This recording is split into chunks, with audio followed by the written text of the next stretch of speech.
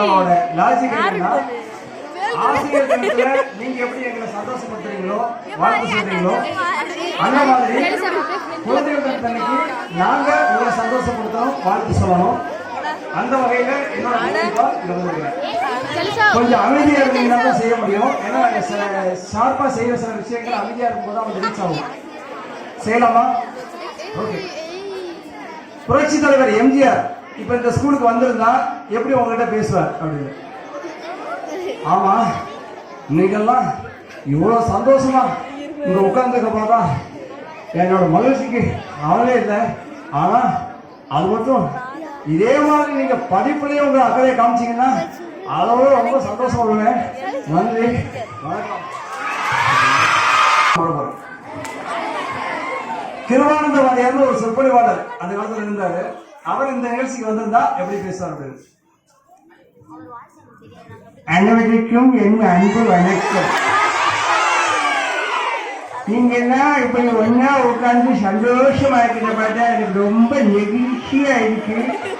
ஆனா இதே மாதிரி நீங்க படிக்கிறதுலயே இருந்தா அதை விட ரொம்ப சந்தோஷப்படுவேன். நன்றி, வணக்கம். இப்ப எம்என் நம்பியார் இடத்துக்கு வந்திருந்தா எப்படி பேசுவாரு?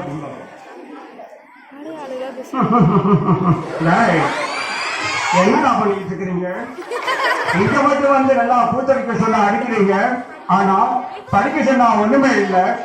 அடுத்த முறை மார்க் இப்படி வாங்கினா தொலைச்சிடுவேன். சரி, ஒரு இந்த உலகத்திலேயே கொஞ்சம் அமைதியா இருக்கு, ஒரு சென்சிட்டிவான விஷயம் இது. இந்த உலகத்திலேயே ரொம்ப ஒரு மறுபடிக்கும் நம்ம அனுபவிக்க முடியாத ஒரு விஷயம் தொட்டில படுத்துக்கிட்டு அம்மாட்ட தாளாட்டு கேட்கறது. அது பண்ணணும்னா இன்னொரு தடவை பிறந்துதான் வரணும்.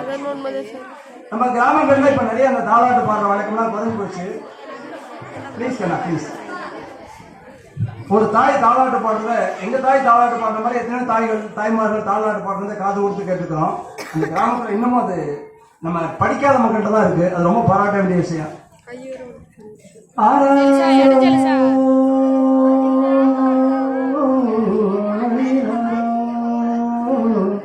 எங்க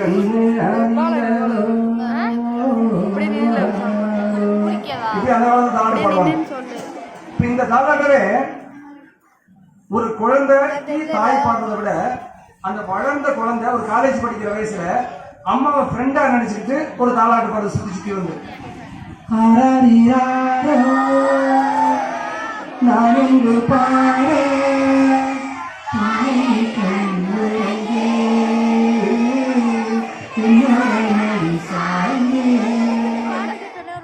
இந்த வளர்ந்த குழந்தை கொஞ்சம் ஒரு கல்யாண வயசுக்கு வந்துருச்சு. ஆனா பொண்ணு இதுதான் மாப்பிள்ளை தான் முடிவாயிருச்சு. ஆனா பார்த்த பொண்ணுக்கு ஏதோ பிரச்சனை ஆகி மனநிலை சரியில்லாத மாதிரி ஒரு அப்படியே கோமா ஸ்டேஜ்ல இருக்கிற மாதிரி இருக்கு அந்த குழந்தை. அந்த குழந்தைய ஒரு டாக்டர் மாதிரியும் ஒரு பாதுகாவலர் மாதிரியும் ஒரு தாய் மாதிரியும் இருந்து அந்த காதலன் பார்த்துக்கணும், அந்த தலைவன் பார்த்துக்கணும். அவன் ஒரு பாட்டு பாடணும். அதுக்கு கண்ணதாசன் அவரோட வாழ்க்கையில இருக்கிற கடைசி பாட்டு தான். கண்ணே கலைமானே கண்ணிமொழியிலே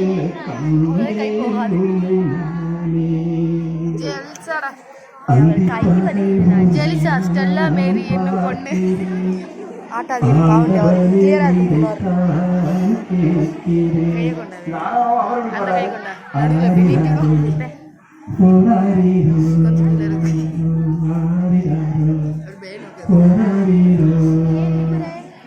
இவரே கொஞ்சம் கல்யாணம் ஆகி 2 குழந்தைக்கு தகப்பனாயிட்டாரு.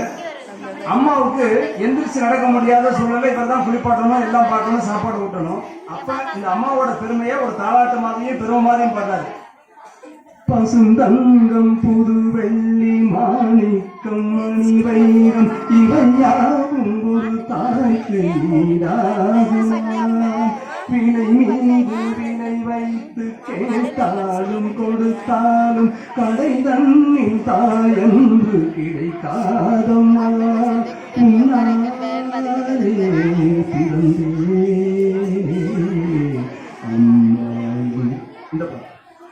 சரி, இதெல்லாம் நம்ம வழக்கமா கேட்கிற பாட்டு. இன்னொரு பாட்டு, ஒரு தாய் இந்த உலகத்திலேயே தாயோட உறவை போல இன்னொரு உறவு வேற எங்கேயும் பார்க்க முடியாது. அப்படிப்பட்ட ஒரு உறவு. அந்த அம்மா தன்னோட குழந்தைக்கு தாலாட்டு பாடணும்னு நினைக்கிறாங்க. தாலாட்டு போடுறதுக்கு முன்னால தொட்டியில் போடணும். தொட்டியில வழக்கமா ஒரு சேலையில, ஒரு காட்டன் சேலையில தொட்டியை கட்டி அதில் குழந்தைய போட்டு ஆட்டுவாங்க. ஆனா இந்த அம்மா நினைக்கிறாங்க, என் பிள்ளைய சாதாரண தொட்டிலாம் போட்டா மேனி நொந்து போகணும், அதனால சாதாரணமா அந்த துணியில போட மாட்டேன். என் குழந்தை பச்சை கிளி மாதிரி கொஞ்சி பேசுற குழந்தைய சாதாரண தொட்டியில போட மாட்டேன் அப்படின்னு சொல்லிட்டு நந்தவனத்துல போய் செவ்வந்தி பூக்களை எல்லாம் எடுத்துட்டு வர்றாங்க. அந்த செவ்வந்தி பூ மேல போட்டுட்டா அதுல தொட்டில் கட்டுறாங்க.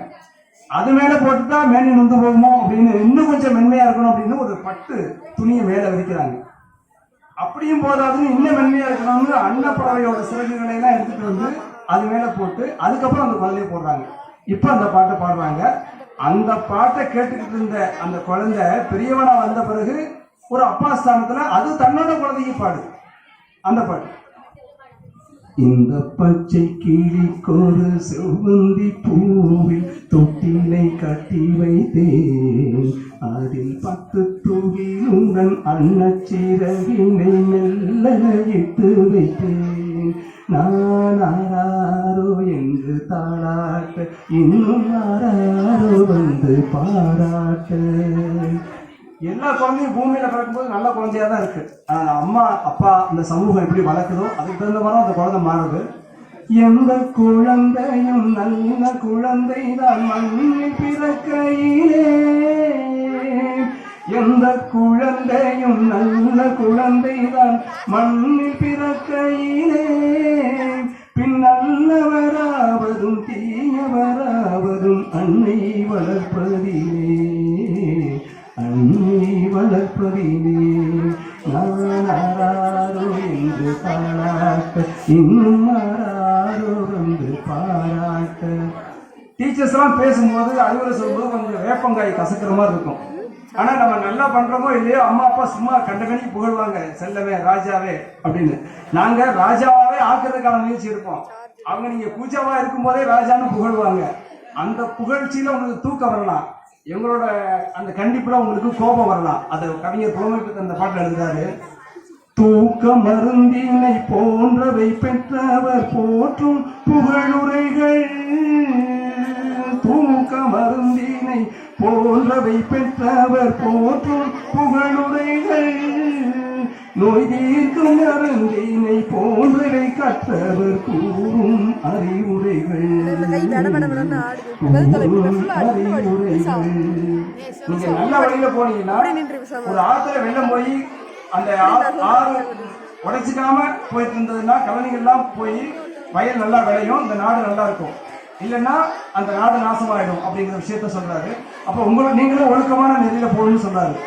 ஆறு கரையில் அடங்கி நடந்தீரில் காடு வளம் பெறலாம், தீனம் நல்ல நெறிகளில் பிள்ளை நடக்கையில் நாடும் நலம் பெறலாம், நாடும் நலம் பெறலாம்.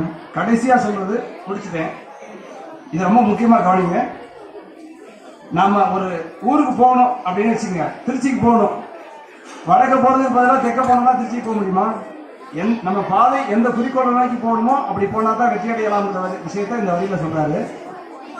பாதை தவறிய கால்கள் விரும்பிய ஊர் சென்று சேர்வதில்லை, பாதை தவறிய கால்கள் விரும்பிய ஊர் சென்று சேர்வதில்லை, நல்ல பண்பு தவறிய பிள்ளையை பெற்றவள் பேர் சொல்லி வாழ்வதில்லை, பேர் சொல்லி வாழ்வதில்லை. நாராரோ என்று பாராட்ட, இன்னும் பாராட்ட.